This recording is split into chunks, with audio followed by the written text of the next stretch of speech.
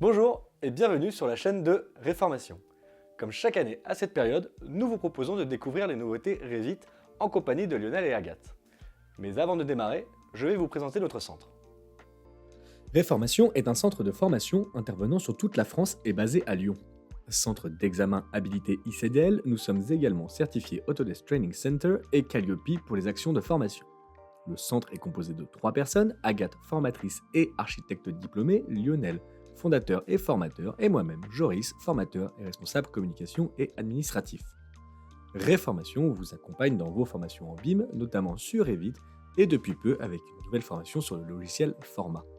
Nous vous proposons également des formations en graphisme sur la suite Adobe et Affinity, ainsi que sur les logiciels de rendu Twinmotion et Enscape. Côté CAO, nous vous formons sur SketchUp et AutoCAD, en bureautique sur Excel, et nous disposons de formations web avec WordPress. Nous vous accompagnons également sur la réalisation de chartes graphiques BIM et sur vos problèmes de modélisation.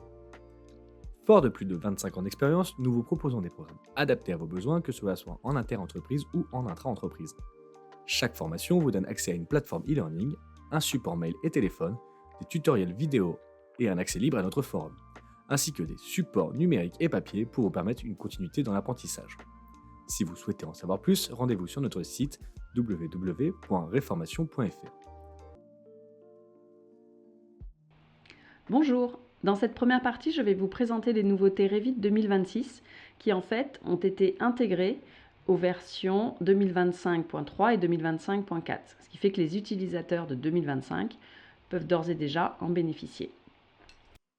Alors, la première des modifications, c'est un confort d'usage, c'est une boîte de confirmation qui concerne tous les éléments, donc les solides topographiques, les sols, les toits, dont on peut modifier les sous-éléments.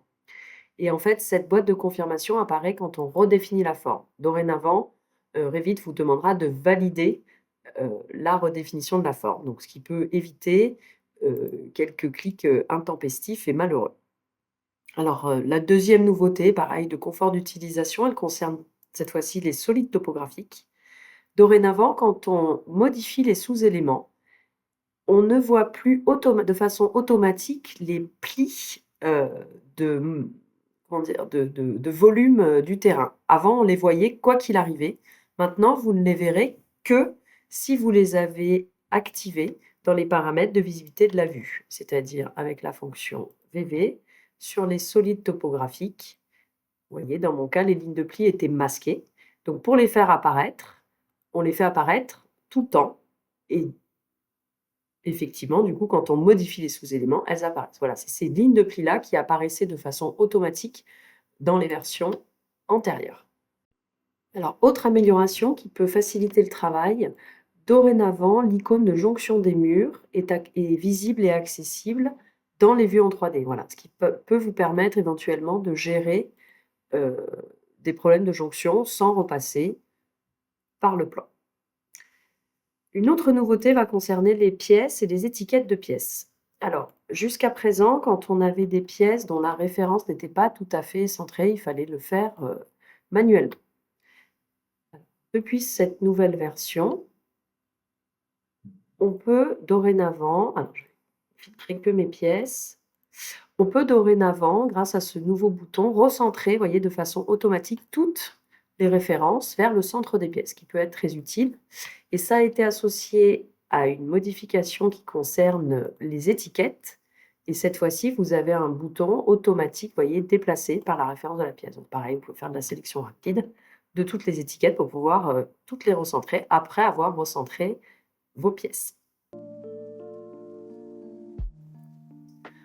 Autre nouveauté, elle concerne les textes. Alors, vous savez qu'on n'est pas très fervent de l'utilisation des textes. On vous incitera toujours à utiliser plutôt des étiquettes et des annotations.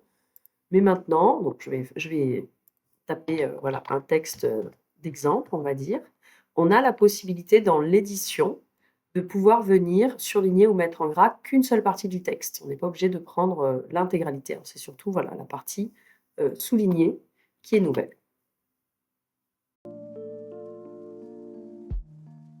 Alors, une autre nouveauté qui concerne l'impression cette fois-ci. Dans la boîte de dialogue de l'impression et notamment de la gestion des jeux d'impression, on a 3 nouvelles colonnes qui sont apparues. où on peut voir l'ordre des feuilles, le jeu de feuilles si jamais on a rangé entre guillemets notre feuille dans un jeu de feuilles et éventuellement la révision. Voilà, ces 3 colonnes-ci, jusqu'à présent, elles n'étaient pas visibles, donc ça permet d'avoir un œil rapide pour vérifier sans forcément aller modifier l'impression et ça permet éventuellement de reclasser différemment si on souhaite en cliquant sur ces points d'entrée. Nous allons voir maintenant les améliorations qui concernent l'interface. Depuis la version 2025, on peut filtrer l'arborescence pour l'alléger et isoler soit les vues, soit les feuilles. Dans cette nouvelle version, on peut également isoler les assemblages, quand on en a, comme c'est le cas ici, et on pourra isoler également les rapports MEP et les nomenclatures MEP. Autre nouveauté, alors assez pratique, je trouve, va permettre de gérer, donc c'est un gestionnaire des compléments, c'est-à-dire de vos plugins. Vous avez une vision complète des plugins que vous avez installés et vous pouvez, au besoin, les désactiver. Donc ça permet éventuellement d'alléger vos rubans de l'interface.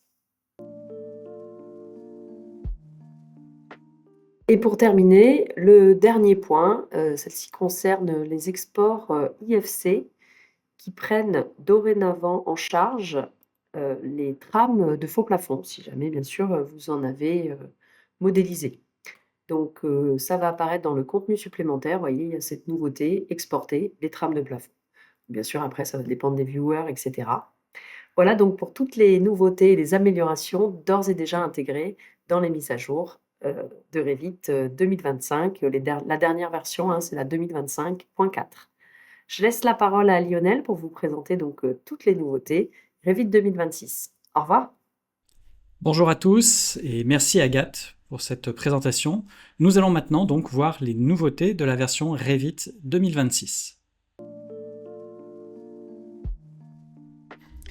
Dans cette nouvelle version, des modifications ont été apportées à la boîte de dialogue structure que l'on retrouve dans les familles système, mur, sol, toit, plafond et solide topographique.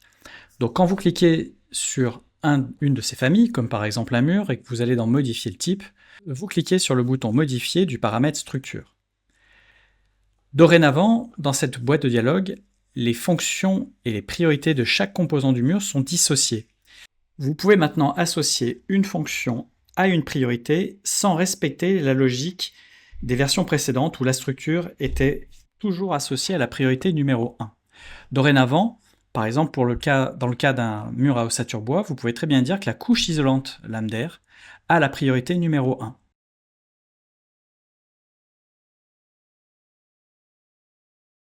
Si par exemple dans une cloison, je veux ajouter des couches supplémentaires, et bien dorénavant, je peux venir dupliquer les couches qui composent mon mur. Donc là, par exemple, je vais venir ajouter une plaque de BA13, je vais monter, je vais appliquer comme fonction, je vais dire que c'est de la finition en priorité numéro 4. Donc voilà, je fais mon premier paramétrage comme je faisais auparavant.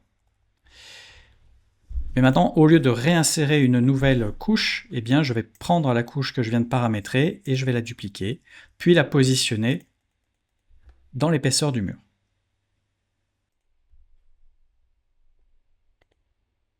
Une des grandes nouveautés de cette version 2026 se trouve toujours dans cette boîte de dialogue qui nous permet en fait de sortir les composants de mur de la couche principale. C'est-à-dire que si par exemple pour ma cloison, je veux que mon ossature de cloison soit en dehors de la couche principale, je peux donc la descendre comme ceci. Et donc ça va me permettre en fait d'améliorer les raccords entre les murs. Toutes les jonctions seront beaucoup plus précises et par exemple dans mon cas de figure, eh bien ma cloison va s'arrêter sur mon doublage. La commande mur continue d'évoluer. Maintenant, quand vous êtes sur un mur architectural, vous allez avoir la possibilité donc d'insérer ce mur depuis le ruban placer mur avec l'option placer par pièce. Donc dès que vous prenez placer par pièce et que vous positionnez votre souris sur une pièce, vous verrez en fait un contour rouge comme ceci apparaître. Il suffit de faire un clic pour qu'automatiquement donc il vienne positionner votre mur à l'intérieur de cette pièce. Deuxième option disponible en fait avec cette commande mur, deuxième option de création, c'est le placer par segment. Donc de la même manière, vous choisissez un type de mur, vous définissez donc sa hauteur. Si par exemple là j'ai envie de mettre sur 1 mètre de haut un vieux mur en pierre, eh bien je vais pouvoir venir prendre placer par segment et donc cliquer sur les segments qui sont concernés par cet ajout. Voilà. Donc très rapidement, en fait, vous venez insérer et rajouter ces éléments sur des murs existants. Donc ça, c'est très intéressant parce que ça vous permet aussi d'ajouter une isolation par l'extérieur. L'interface de Revit a également évolué puisque les options des commandes de modification sont désormais dans la partie de droite, dans le ruban, et dans la partie de droite et non plus sous le ruban. Et donc, les commandes qui sont concernées par cette modification sont déplacées.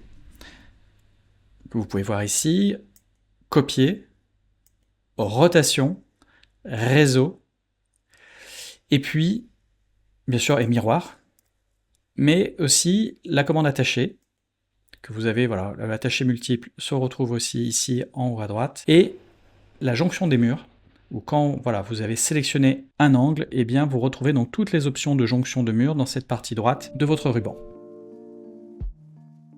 Les solides topographiques continuent de s'améliorer, avec enfin la possibilité de pouvoir en fait rentrer une valeur négative ou nulle pour le décalage des sous-divisions. Là, vous voyez, si je sélectionne une sous-division, je vais pouvoir changer sa valeur et rentrer une valeur négative, ce qui n'était pas le cas auparavant, puisqu'en fait, on restait sur des valeurs positives, systématiquement positives. Donc, à partir du moment voilà, que vous rentrez une valeur négative, celle-ci vient en soustraction de votre terrain. Par contre, attention, parce que ces sous-divisions, en fait, ne sont toujours pas modifiables avec les sous-éléments, c'est-à-dire que quand on regarde le ruban, vous voyez qu'il n'y a que la modification de l'esquisse de cette sous-division qui est possible, mais les sous-éléments, eux, ne sont pas disponibles. Vous pouvez maintenant gérer le graphisme de ces sous-divisions depuis gérer style d'objet, ou dans les solides topographiques, dans la catégorie solide topographique, vous trouvez la sous-catégorie sous-division. Voilà. Et donc, comme c'est une sous-catégorie du solide topographique, vous pouvez maintenant en fait gérer sa visibilité et son graphisme avec VV, avec remplacement visibilité graphisme associé à votre vue. Et donc, vous pouvez décider de masquer, si vous le souhaitez, une sous-division, ou alors de changer son graphisme au niveau des lignes et des motifs.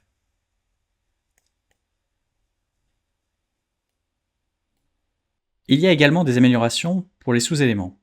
Puisque dorénavant, en fait, avec l'outil modifier les sous-éléments, vous allez pouvoir en fait faire des copier-coller de points topographiques ou de lignes de session existantes dans votre terrain. Voilà. Donc si je fais un CTRL-C et que je fais CTRL-V, voilà, je peux coller. Et j'ai donc mon solide topographique qui se met à jour avec mes nouveaux points qui ont l'altitude de mes points sources. Autre nouveauté dans le terrain, c'est la prise en compte en fait dans les calculs de déblais et remblais de la modification des points de topographie. C'est-à-dire que, donc là je vais par exemple, alors dans un premier temps je vais déjà supprimer mes points de topographie que je viens de créer, et je vais créer un terrain naturel, donc toujours avec la commande zone nivelée.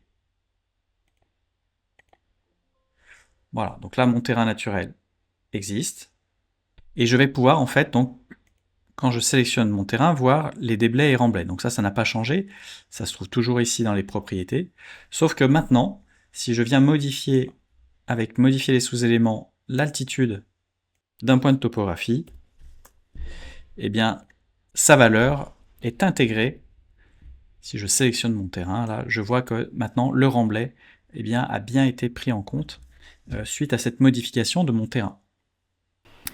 Pour en finir avec les nouveautés associées aux solides topographiques, il est à noter que dorénavant, vous pouvez donc définir un nombre de points disponibles dans un solide topographique en allant changer le fichier revit.ini. En allant modifier donc, dans ce fichier-là les deux variables, vous avez deux variables. Vous avez celle qui est donc la link topo solid max point threshold qui en fait modifie le nombre de points quand vous avez créé un solide topographique à partir d'un lien. Et puis la native topo solid max point threshold quand en fait ce solide topographique a été créé à partir d'un fichier texte, c'est un fichier CSV, ou à partir d'un DWG que vous avez importé. Voilà, donc dorénavant vous pouvez apporter donc ces modifications en éditant le fichier revit.ini. Alors les feuilles ont également leur nouveauté, puisque nous pouvons maintenant sauvegarder la position d'une vue sur une feuille. En effet, vous pouvez donc, depuis le ruban, cliquer sur enregistrer la position, lui donner un petit nom. Voilà. Je lui donne un nom, plan bas gauche par exemple. Et puis donc maintenant, en me positionnant sur une autre feuille, je vais faire glisser une nouvelle vue, que je positionne comme ceci, au hasard. Et dans mon ruban là-haut, je vais pouvoir donc lui associer la nouvelle position que je viens d'enregistrer. Voilà, plan bas gauche. Et donc cette position repositionne donc ma vue sur ma feuille. Pile poil au même endroit. J'avais volontairement au départ mis une grille de guidage pour bien vérifier que c'était bien l'endroit que je souhaitais voir sur toutes mes feuilles. Donc ça c'est une bonne nouvelle, puisque c'est quand même une commande, une fonction que l'on attendait depuis très longtemps, positionnée dans le Homebook en 2019, et qui donc arrive dans les nouveautés de Revit 2026. Comme quoi, tout arrive. Autre nouveauté, c'est la possibilité d'indiquer, de spécifier l'échelle que l'on veut voir apparaître ici en bas. Donc là, par défaut, dans ce cartouche, eh bien, il détecte automatiquement les échelles qui se trouvent sur nos vues. Donc là, pas de souci, mes deux façades ont la même échelle, donc il m'affiche bien 1/100. Si je décide de changer l'échelle de l'une d'entre elles, voilà, comme ceci, eh bien, automatiquement, il vous met comme indiqué. Donc ça, c'est ce qui a toujours existé dans les versions antérieures. Et bien maintenant, en fait, quand vous cliquez sur votre cartouche, vous pouvez aller dans Modifier le type et spécifier un texte. Voilà, donc là, je vais lui mettre, voilà, étiquette de vue. Et donc c'est ce texte-là qui va apparaître dans votre cartouche. Au niveau de la gestion des liens, eh bien déjà dans un premier temps, vous vous rendez compte que quand vous êtes dans l'onglet Insérer, l'icône Gérer les liens maintenant se trouve en première position. Donc quand vous cliquez dessus, vous accédez donc à cette nouvelle boîte de dialogue qui est apparue en 2025 et vous visualisez tout de suite en fait le type de référence que vous avez inséré. Donc là, on voit par exemple que mon fichier AutoCAD a été lié, la fonction lier CAO a bien été utilisée. Si par exemple je décide d'importer, de couper le lien, c'est pas forcément à faire, mais imaginons que vous coupiez le lien et vous l'importez donc dans votre dessin, avec importer, eh bien votre fichier CAO va rester en fait dans cette boîte de dialogue et le mot importer va apparaître. Donc vous avez maintenant la possibilité de voir les objets qui sont importés. Je peux aussi maintenant supprimer définitivement depuis la boîte de dialogue un fichier importé. Donc ça, voilà, là j'ai terminé. Si je ferme cette boîte de dialogue, vous voyez mon fichier a bien disparu. Si maintenant je clique sur importer CAO, eh bien de la même manière, il va venir s'insérer donc dans mon dessin et je vais le retrouver dans Gérer les liens. Voilà. Pour clore cette présentation des nouveautés de Revit 2026, nous allons regarder 4 nouvelles commandes. La première correspond au paramétrage et à la personnalisation d'une famille de marqueurs de coupe. Jusqu'à présent, les marqueurs de coupe ne pouvaient pas intégrer des paramètres partagés. Et bien maintenant, vous allez pouvoir donc personnaliser au maximum ces marqueurs en venant donc associer un paramètre partagé. Dans mon cas de figure, je vais donc remplacer un paramètre classique qui existait déjà auparavant dans les libellés, le numéro de détail. Je vais donc le remplacer par un de mes paramètres partagés, créé spécialement pour ce marqueur. Et donc je vais lui demander par exemple d'avoir un paramètre partagé qui me permette de rentrer un texte simplifié de mon nom de coupe. Et donc le résultat, une fois chargé, eh bien, j'ai bien donc mon texte qui s'affiche, et quand je clique sur ma ligne de coupe, je peux dans mes propriétés venir modifier cette valeur. Autre nouveauté que nous développerons plus tard dans un autre tuto, c'est l'apparition d'un nouvel onglet, Recap Mesh, qui va permettre en fait de convertir des nuages de points traités dans Recap, et de pouvoir les intégrer en fait dans Revit. Donc on pouvait déjà insérer des nuages de points dans Revit, mais dorénavant, on va pouvoir lier des modèles de maillage. C'est des modèles en fait qui sont retravaillés dans Recap, transformés dans un nouveau format, et qui par la suite en fait vont pouvoir être transformés en famille dans Revit. Donc ça en fait, je ferai un prochain tutoriel pour vous montrer cette partie-là. La dernière commande que nous allons voir aujourd'hui va intéresser surtout les utilisateurs de Twinmotion, qui est maintenant disponible depuis l'onglet Vue, d'accord, tout de suite vous pouvez donc lancer Twinmotion à partir du moment bien sûr de l'avoir téléchargé depuis votre espace client. Dorénavant, pour tous les objets type plantes, mobilier, chaque fois que vous allez cliquer en fait sur un de ces objets, vous pouvez aller dans modifier le type et tout en bas de votre boîte de dialogue, vous verrez, vous avez donc un paramètre Twinmotion Substitution qui va vous permettre en fait d'aller associer un élément de bibliothèque de Twinmotion. Donc là, vous pouvez donc venir associer comme ceci un élément. Et donc, chaque fois donc vous venez dans cette boîte de dialogue, voilà, vous venez lui associer. Donc on retrouve toute la bibliothèque qui est dans Twinmotion. Donc une fois que vous avez fait ceci, envoyez vers Twinmotion. Donc je vais ouvrir dans Twinmotion ma maquette 3D. Et donc à l'ouverture dans Twinmotion, en fait, on va créer un nouveau projet lors de la première importation, mais surtout en fait pour que la substitution puisse être effective, eh bien dans les options, il faut bien activer les options dans cette boîte de dialogue et activer la substitution. Voilà, donc dès que vous cochez en fait cette option, vous pouvez valider.